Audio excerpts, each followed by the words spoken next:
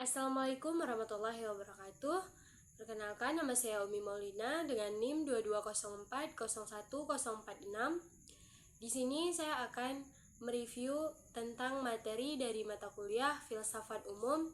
Di sini saya akan mereview ulang tentang video yang telah saya tonton di YouTube. Jadi, di video ini membahas tentang buat apa berfilsafat. Nah, seperti kita ketahui sendiri bahwa kalau kita ganti kata filsafat ini dengan kata berpikir yang benar, mungkin pendapatnya itu akan berubah-ubah. Nah, jika memang pendapat itu berubah-ubah, berarti setiap orang, setiap pribadi ini memiliki berbagai macam sudut pandang tentang filsafat sendiri gitu. Nah, jadi filsafat ini hakikatnya itu memang salah satu disiplin kajian yang mengajarkan kepada kita bagaimana dengan cara berpikir yang benar. Nah, dulu filsafat ini dihidupkan oleh para tokoh Yunani dalam rangka mengkritik cara hidup yang serba mitologis. Nah, serba mitologis apa yang dimaksud di sini? Yaitu serba mitos. Nah, seperti yang kita ketahui, pada zaman dulu itu bagaimana kehidupan masyarakat, maka dari situ mungkin ada beberapa dari tokoh Yunani ini menghidupkan dan mengkritik cara hidup masyarakat ini yang berpegangan pada mitos gitu kan. Nah, jadi awal kelahirannya filsafat Yunani ini mengkritisi tentang cara hidup yang serba mitos, seperti yang telah saya katakan sebelumnya. Jadi filsafat ini hadir karena tidak puas dengan jawaban-jawaban mitos.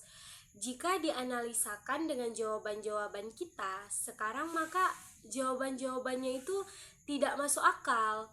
Kayak mana kita bilang kalau tidak masuk akal itu jika kita percaya dengan mitos, ya mungkin gak masuk akal di kita itu mitosnya. Contoh, ada beberapa mitos yang mungkin memang udah terkenal gitu mitosnya atau bagaimana, akan tetapi kita ketika melihat itu kok kayak tidak masuk akal ya mitos ini, oh kenapa gini ya mitosnya, kayak gitu kan.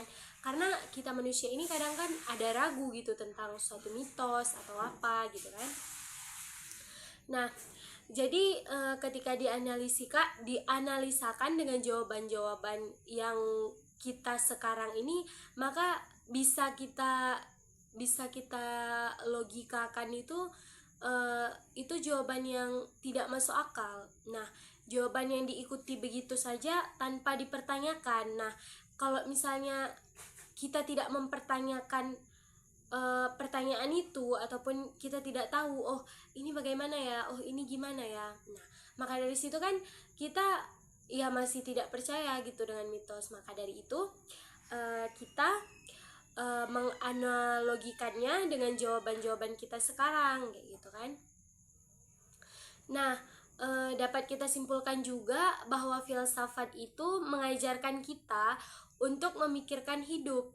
Nah, memikirkan hidup yang bagaimana di sini, yaitu kita itu tidak hidup begitu saja. Jadi kita ini hidupnya itu nggak asal-asalan. Kita hidup ini harus ada tujuan gitu kan. Kita hidup bukan cuma sekadar hidup gitu. Nah, maka dari itu kita ini kita ini harus memikirkan hidup kita gitu. Jangan hidup asal-asalan. Terus kita itu harus mengerti dan kita bisa memikirkan secara logika gitu, apa dan bagaimana cara kita hidup gitu kan. Nah, maka dari itu pada zaman itu banyak sekali yang membenci para filsuf Yunani ini. Salah satunya itu Socrates. Nah, mengapa orang ini membenci Socrates hingga dia dieksekusi?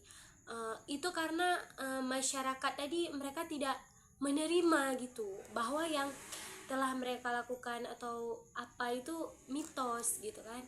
Nah, jadi pada akhirnya itu orang ini semakin sadar, jadi masyarakat itu semakin sadar bahwa jawaban-jawaban yang coraknya itu mitos itu semakin tidak memadai untuk kehidupan mereka gitu kan. Nah, maksudnya di sini itu di zaman itu banyak sekali yang membenci Sokrates, itu hingga dia dieksekusi, dan pada akhirnya orang-orang itu semakin sadar bahwa jawaban-jawaban yang coraknya mitos itu tidak memadai untuk kehidupan kita. Nah, maksud yang tidak memadai di kehidupan kita ini apa? Nah, seperti yang saya bilang tadi, yang tidak memadai itu kita ini tidak bisa menerima gitu jawaban-jawaban mitos gitu kan. Nah, makanya kita harus berpikir sendiri kayak gitu. Nah, pendapat kedua itu mengatakan bahwa kita itu harus hidup serius dan tidak asal-asalan juga.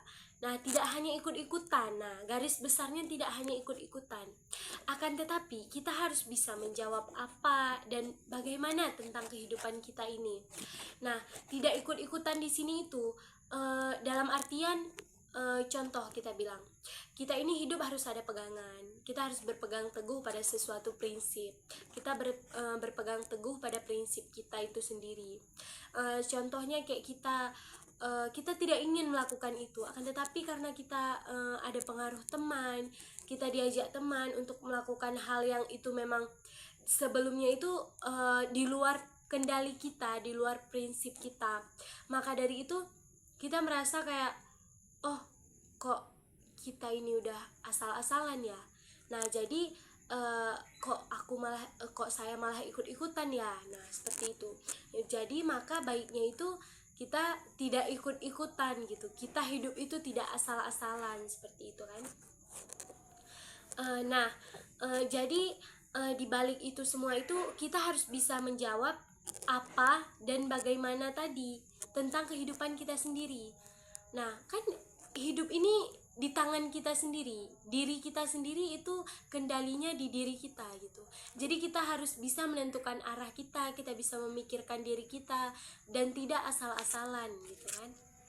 Nah, untuk menseriusi hidup inilah filsafat hadir seperti yang dikatakan Sokrates. Apa kata Sokrates itu? Hidup yang tidak diuji, hidup yang tidak dikaji secara serius adalah hidup yang tidak berharga. Nah, hidup yang tidak berharga di sini apa? Nah, kita ini harus mengkaji. Nah, hidup kita sendiri itu kita harus mengkajinya dengan serius. Karena di setiap perjalanan kita ini, di setiap hal yang kita lakukan ini, inilah perjalanan kita, inilah hal-hal berharga yang akan kita lakukan.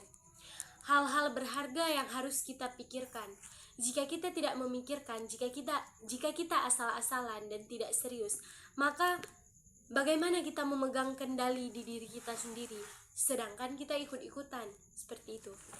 Nah, jadi Islam ini dulunya jadi penguasa, jadi puncaknya peradaban dunia itu kayak. Jadi kenapa filsafat ini, Islam ini menjadi puncaknya peradaban dunia?